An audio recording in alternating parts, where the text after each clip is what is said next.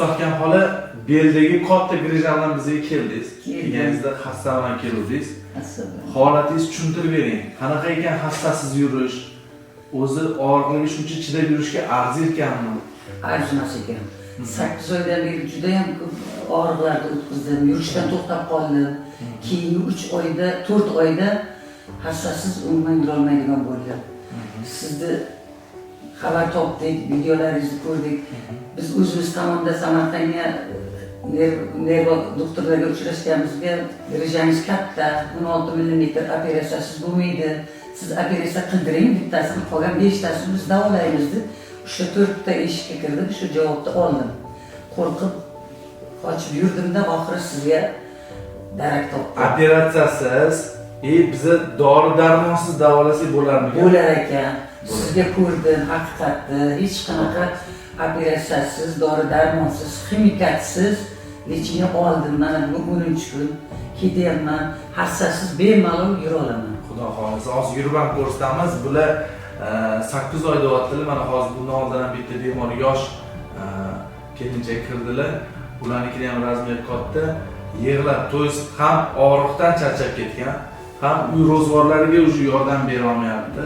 Ham bu yoqda moddiy jihatdan ko'p rasvot qilib qo'ygan.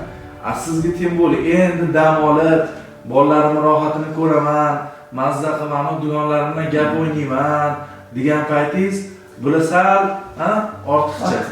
Ortiqcha. Dard yemayotganda inson yoshingiz o'tgandan keyin juda ham og'ir. Uncha qiziq bo'lmay qoladi. Shunaqa.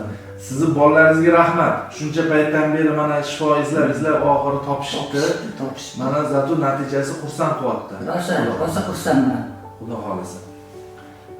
Boshqalarga ham demak tavsiya qilasiz. Albatta, dugonalarim bor, juda ham og'riqdan qiynalib yurishibdi. Qo'llari boshlariga yetmaydi, dod deb o'zimizda to'g'ri kelgan klinikalarga boryapti, umuman yordam berishmayapti. Nasib bo'lsa, ular menga ishonadi. Xudo xolasa. Bizlarni yana mana shu joyni to'g'ri aytdingiz. Bitta xatolarimizni boshlagandan beri aytib o'taman. Ya'ni nimadir davolamoqchimiz, boshqa bu sizning sog'lig'ingiz, qiziqing birinchi oldin. To'g'ri kelgan joyga kalla qo'yib ketish kerak emas. Ya'ni qiziqish kerak, surishtirish kerak. To'g'ri, u klinika zo'rdir, boshqadir, lekin o'zini zo'r sohasi bo'ladi.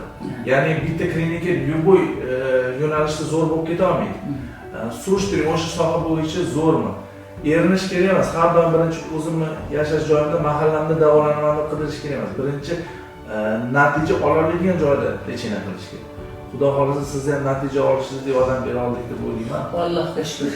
Hali bu birinchi kursimiz. Qolgan bemorlarimizga o'xshab mana ko'rgansizlar, do и после ko'rsatib beramiz. Ya'ni kelgan mana katta razmerli grejasi lechinadan keyin qancha kichkinaganligini aniqlayman. Siznikini ham Xudo xolasa ko'rsatib beramiz 3 oydan keyin. Nasib bo'lsa. Rahmat. Sizga rahmat. Otangizni bergan tarbiyalariga, bilimlariga yordam qilganlarga ming rahmat. Mana jonimizga oro kirgach bolajonim. Bolalarimdan ham yosh bolasiz.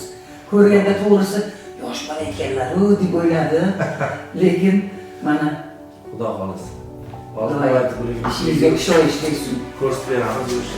Bitta yurib ko'rsatib beramizmi endi? Mayli, yurib ko'rsatamiz.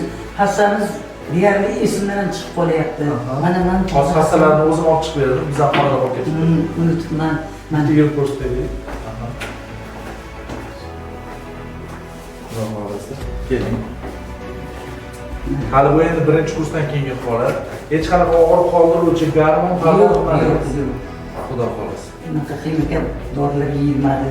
Hammasi zo'r bo'ldi. Allohga shukr. Mingdan rahmat.